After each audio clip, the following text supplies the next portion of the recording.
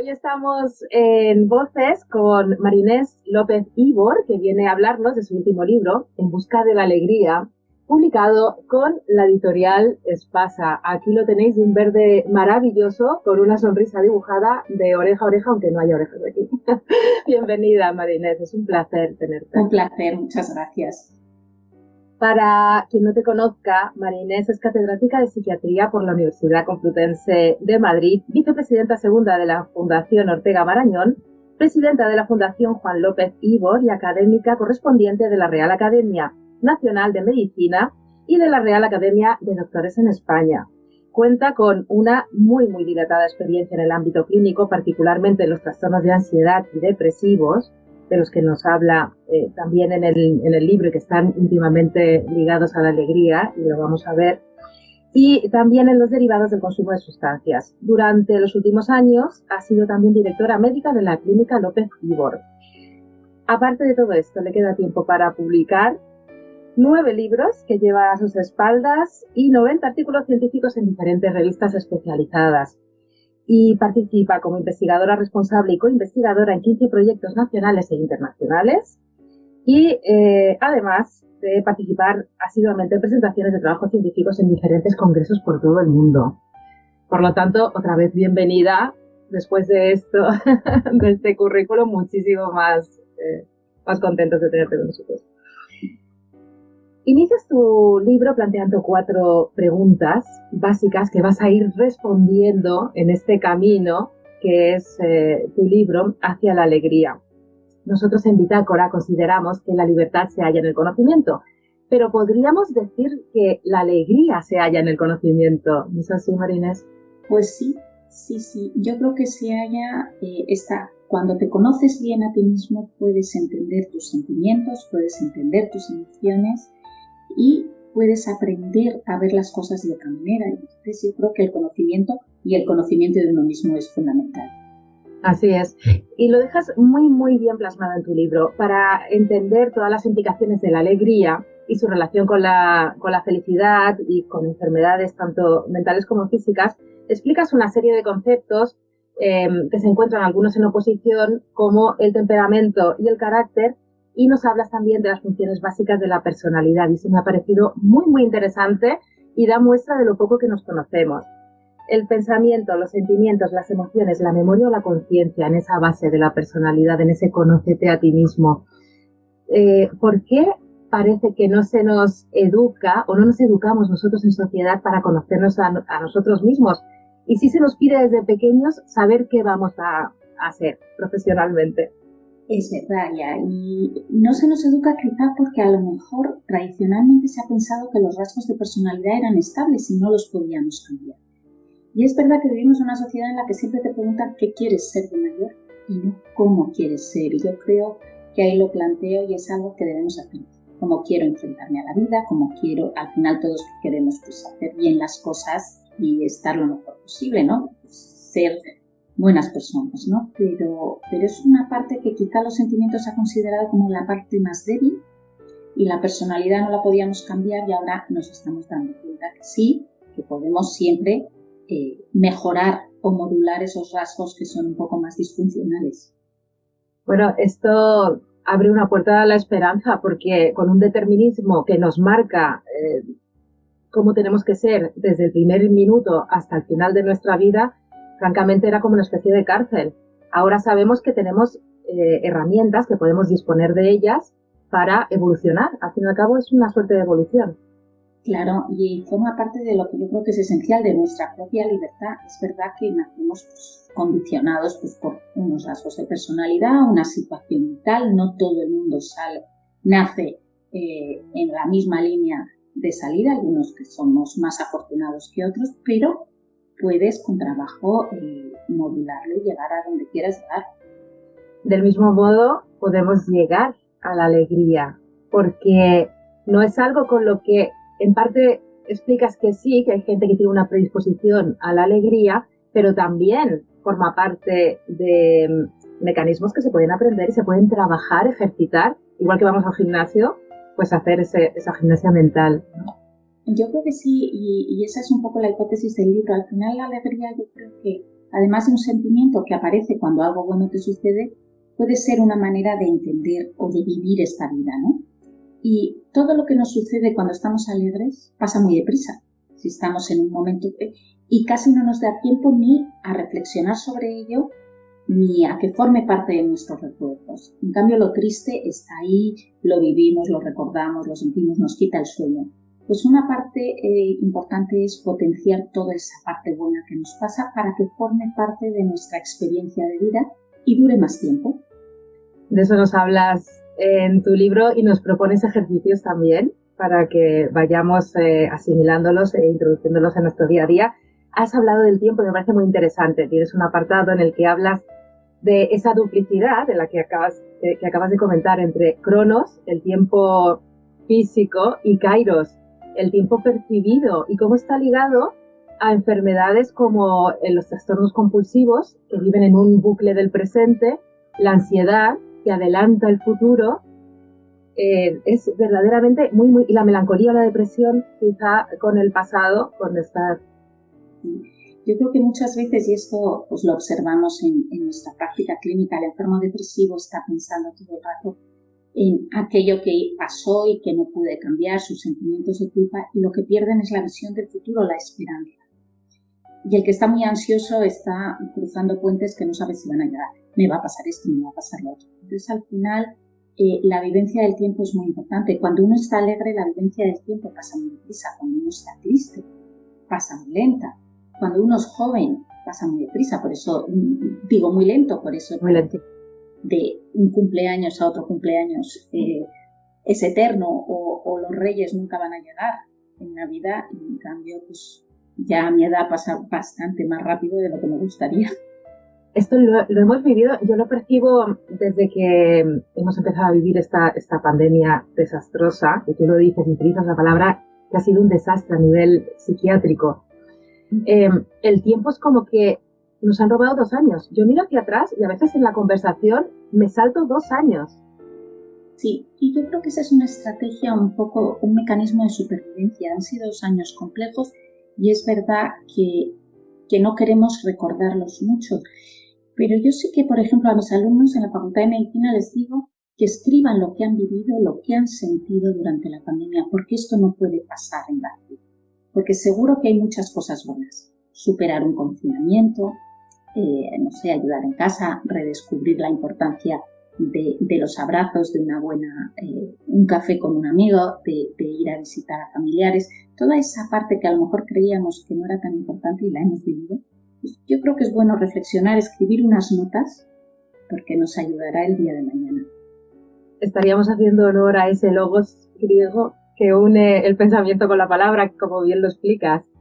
Sí, es eso. Al final, la manera de entendernos a nosotros mismos forma parte de cómo, de nuestro lenguaje, y los griegos tenían la misma palabra para pensamiento.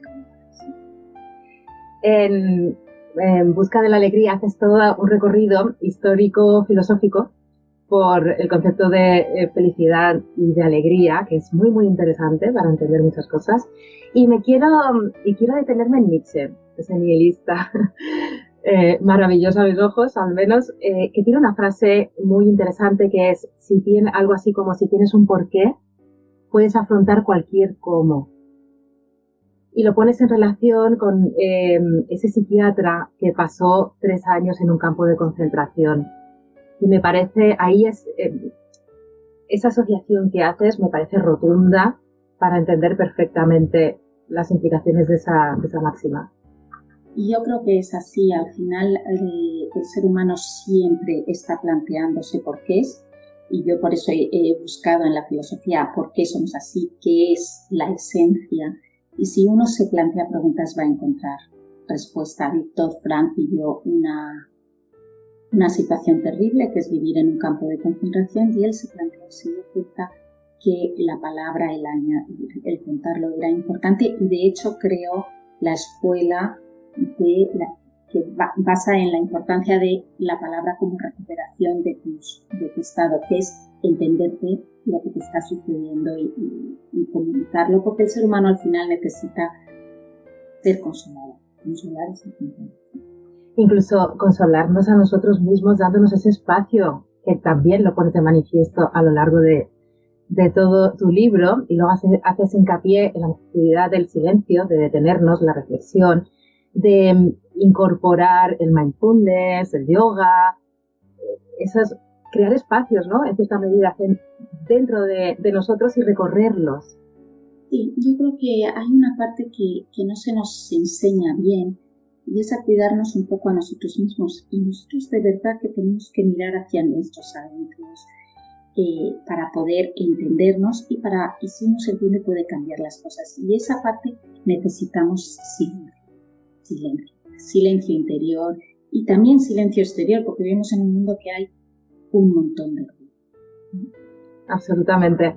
Cuando hablamos de pandemia y de silencio, aislamiento, pensamos en nuestros mayores, que son los que más han sufrido, muchos de ellos aislados, y vivimos en una sociedad quizá que no les hace honor, que no valora la experiencia que pueden aportar, su sabiduría, y tendemos, de modo global, a aislarlos y a exaltar la juventud, que está muy bien y tiene cosas maravillosas, pero no debemos olvidar esa parte tan importante de toda sociedad, sus mayores. A mí, yo creo que me parece una tragedia. Yo creo que la sociedad occidental, los mayores están muy maltratados, y es verdad que toda su experiencia, todos parece que el día que cumplen una edad que alguien ha decidido, pues que pueden ser 65 o 70 años, caen en el olvido y nada de lo que dicen o de lo que han vivido o de sus experiencias es importante. Al contrario que la cultura oriental, en Japón se les respeta, se les escucha y se les valora. Yo creo que debemos ayudar a nuestros jóvenes, pero sin olvidarnos de nuestros mayores, porque son nuestras raíces, ¿no? La esencia, son quien nos ha enseñado, ¿no? Y parte del conocimiento. La verdad es que me parece una tragedia. Muchos males de la juventud o de las personas de mediana edad es el querer buscar un sentido a su vida, el descubrir de dónde vienen, y tienen a sus mayores ahí a quien preguntarles tantas cosas y no les damos ese espacio. Y no le damos. Yo creo que los abuelos son importantísimos, importantísimos. Y pasar tiempo, si uno tiene la oportunidad, con sus mayores, con sus abuelos o con sus maestros, te va a enseñar un montón de cosas, porque los jóvenes tienen mucha intuición, mucha creatividad, pero muchas veces la experiencia también es importante, yo creo. Muchos jóvenes han dado cuenta de lo importante que son los mayores en la pandemia, eso de no pasar el rato con tus abuelos. Lo han echado de menos. Es lo que dice, sacar algo bonito, ¿no? Plantar algo bonito en ese jardín que nos ha tocado vivir, que ha sido un desastre, y ver cómo florece. Haces una distinción entre sentimientos y emociones muy interesante, más en el mundo en el que estamos viviendo, de redes sociales, de esta tecnología que nos requiere, que nos solicita de manera inmediata, que habla a nuestras emociones más que a nuestra razón o nuestro pensamiento. ¿Qué opinas de algo que a mí me está preocupando muchísimo, que hay un movimiento de intento de suplantación de nuestro lenguaje a través de emoticonos? Cada vez hay más emoticonos como para llegar a esas diferencias, ¿no?, entre las emociones. ¿Este camino es el camino hacia la alegría o nos va a llevar a pues otro puesto? Yo creo que sí que nos hemos ido, o sea, está cambiando la comunicación, y es verdad, pero es que el mensaje no es lo mismo decir he llegado bien a casa y poner un emoticono de alegre o con una sonrisa, un beso, o he llegado bien a casa sin poner nada. Pues uno demuestra que has llegado bien y te has ido bien de esa persona, y lo otro demuestra que te has ido enfadado. Entonces sí que necesitamos expresarnos. Claro, el WhatsApp es muy rápido, o las redes, y son pocas palabras. Antes decía ella, podíamos escribirlo. Entonces yo creo que es una manera importante en la que nos hemos dado cuenta que las palabras, si no van acompañadas de emociones, el mensaje, si los periodistas lo entendéis bien, el mensaje es muy distinto. Y está bien, pero todos los matices que tiene el lenguaje verbal con la comunicación no verbal, deberemos potenciarlo. Los jóvenes muchas veces se comunican con sus amigos con el emoticono y pierden muchos matices y a lo mejor hay hasta muchos males entendidos.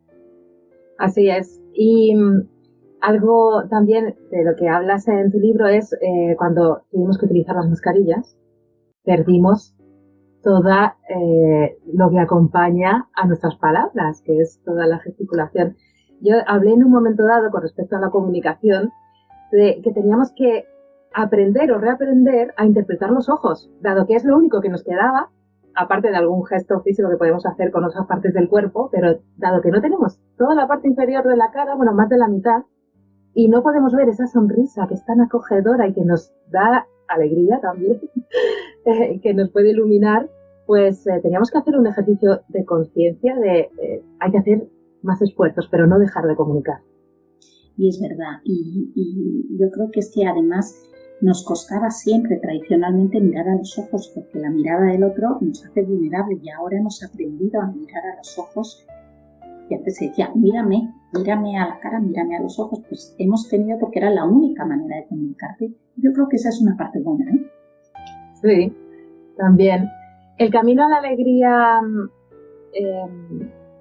¿es un camino de flores o es un camino de obstáculos? ¿O es un camino en el que hay que encontrar el equilibrio? ¿O tenemos que conformarnos con el camino que nos ha tocado?